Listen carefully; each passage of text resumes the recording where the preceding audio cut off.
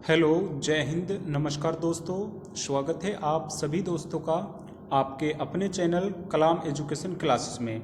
दोस्तों, इस क्लास में हम करने वाले हैं आरपीएफ कांस्टेबल व एसआई से संबंधित जीके जीएस के लेटेस्ट व अपडेटेड क्वेश्चन। दोस्तों, आपको ये क्लास अंत तक अटेंड करनी है क्योंकि दोस्तों हम इसमें वेरी इंपॉर्टेंट क्वेश्चन करने वाले हैं। तो चलिए अपनी क्लास को शुरू करते हैं। दोस्तों, हमारी क्लास का पहला क्वेश्चन है, निम्नलिखित में से कौन सा अनुच्छेद को आपातकाल के समय भी निलंबित नहीं किया जा सकता है।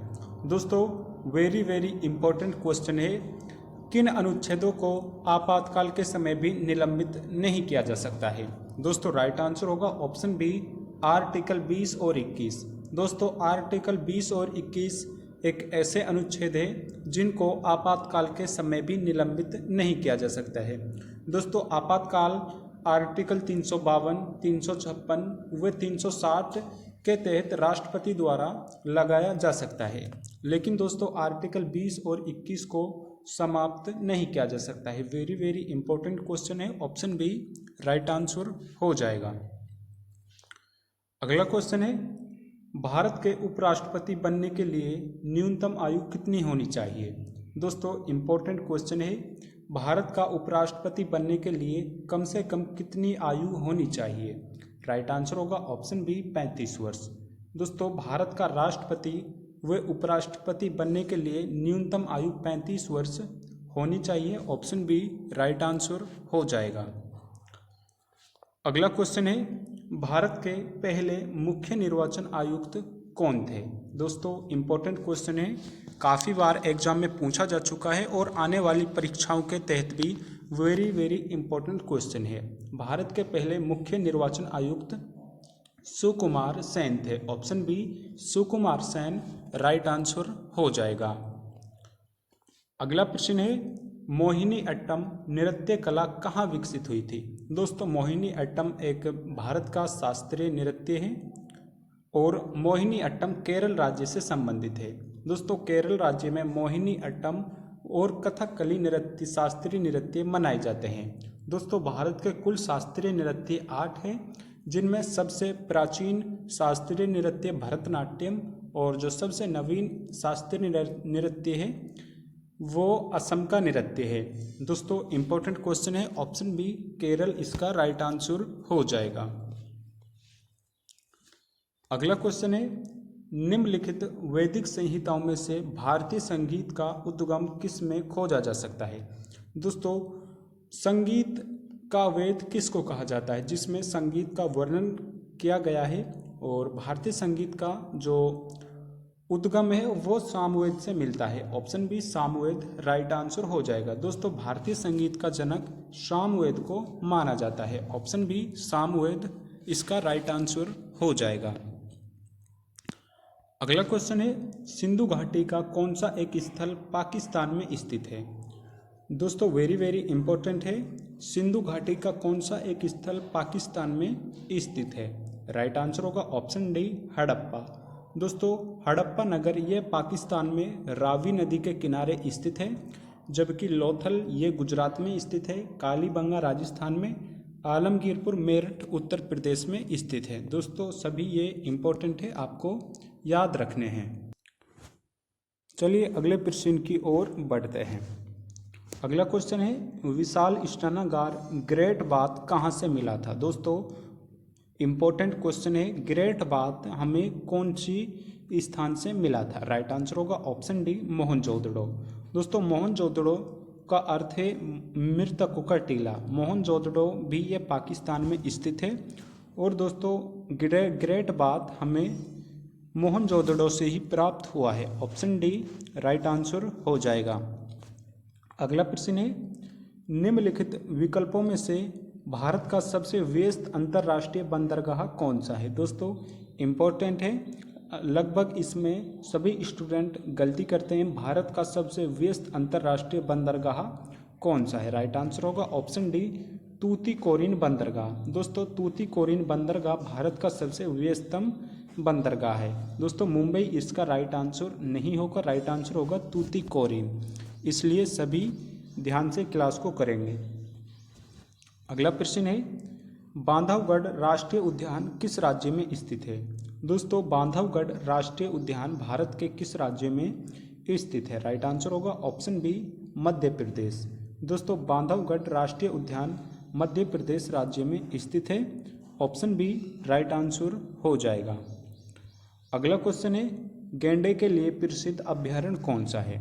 दोस्तों, गैंडे के लिए प्रसिद्ध अभ्यारण्य कौन सा है? राइट आंसर होगा ऑप्शन ए, गिर गुजरात। दोस्तों, गिर अभ्यारण्य गुजरात राज्य में स्थित है और ये गैंडे के लिए फेमस है। वेरी वेरी इंपॉर्टेंट है। ऑप्शन ए गिर राइट आंसर हो जाएगा। अगला प्रश्न है, विश्व की सबसे लंबी नदी कौन सी है? दोस्तों, वेरी वेरी इंपॉर्टेंट क्वेश्चन है। विश्व की सबसे लंबी नदी कौन सी है? राइट आंसर होगा ऑप्शन बी, नील नदी। दोस्तों, नील नदी विश्व की सबसे लंबी नदी है। वेरी वेरी इंपॉर्टेंट क्वेश्चन है। नील नदी विश्व की सबसे बड़ी नदियों में से एक है। सबसे बड़ी नदी नील नदी है। ऑप्शन बी राइट आंसर हो जाएगा।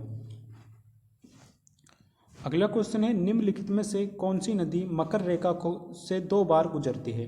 दोस्तों, कौन सी नदी मकर रेखा को 2 बार काटती है? राइट आंसर होगा ऑप्शन बी, लिम्पोपो नदी। दोस्तों, लिम्पोपो नदी ये मकर रेखा को 2 बार काटती है। वहीं दोस्तों, कर्क रेखा को भारत में माही नदी 2 बार काटती है। वेरी वेरी इंपॉर्टेंट क्वेश्चन है, आपको ये फैक्ट भी याद रखने हैं। अगला प्रश्न है, एशिया की सबसे बड़ी नदी कौन सी है? दोस्तों, एशिया की सबसे बड़ी नदी कौन सी है? राइट आंसर होगा ऑप्शन बी, यांगटीसी नदी। दोस्तों, यांगटीसी नदी ये चाइना में स्थित है और एशिया की सबसे बड़ी नदी है। इंपॉर्टेंट क्वेश्चन है। ऑप्शन बी राइट आंसर हो जाएगा। अगला क्वेश्चन है, भारतीय इस्पात प्राधिकरण लिमिटेड सेल का कारखाना कर्नाटक में कहाँ स्थित है? दोस्तों, वेरी वेरी इंपॉर्टेंट है। भारतीय इस्पात प्राधिकरण लिमिटेड का कारखाना कर्नाटक में कौन सी जगह पर स्थित है? राइट आंसर होगा ऑप्शन बी, भद्रावती। दोस्तों, भद्रावती इसका राइट आंसर हो जाएगा। नेक्स्ट क्वेश्चन है, भारत का सबसे लंबा राष्ट्रीय राजमार्ग कौन सा है? दोस्तों, वेरी वेरी इंपॉर्टेंट है। भारत का सबसे लंबा राष्ट्रीय राजमार्ग कौन सा है? राइट आंसर होगा ऑप्शन बी, NH-55। दोस्तों, भारत का सबसे लंबा राष्ट्रीय राजमार्ग NH-55 है। ऑप्शन डी राइट आंसर हो जाएगा। अगला क्वेश्चन है, नेताजी सुभाष चंद्र बोस का जन्म स्थान कहाँ है? दोस्तों, नेताजी सुभाष चंद्र बोस का जन्म स्थान कौन सी जगह पर हुआ था? राइट आंसर होगा ऑप्शन बी, कटक ओडिशा में। दोस्तों, सुभाष चंद्र का जन्म कटक ओडिशा में हुआ था। ऑप्शन बी राइट आंसर हो जाएगा। अगला क्वेश्चन है, हरिप्रसाद चौरसिया एक प्रसिद्ध है। दोस्तों, हरिप्रसाद चौरसिया का संबंध निम्न में से किस वाद्य यंत्र से है? दोस्तों, राइट आंसर होगा ऑप्शन डी, बांसुरी वादक। हरिप्रसाद चौरसिया भारत के एक प्रसिद्ध बांसुरी वादक थे। ऑप्शन बी राइट आंसर हो जाएगा। वेरी वेरी इंपॉर्टेंट क्वेश्चन है, आपको याद रखना है। अगला क्वेश्चन है, आसपास के वातावरण में पशुओं और पौधों के संबंध के अध्ययन को क्या कहते हैं? दोस्तों, इंपॉर्टेंट क्वेश्चन है। आसपास के वातावरण में पशुओं और पौधों के संबंध के अध्ययन को क्या कहा जाता है? राइट आंसर होगा ऑप्शन ए, पारिस्थितिकी विज्ञान। दोस्तों, इकोलॉजी।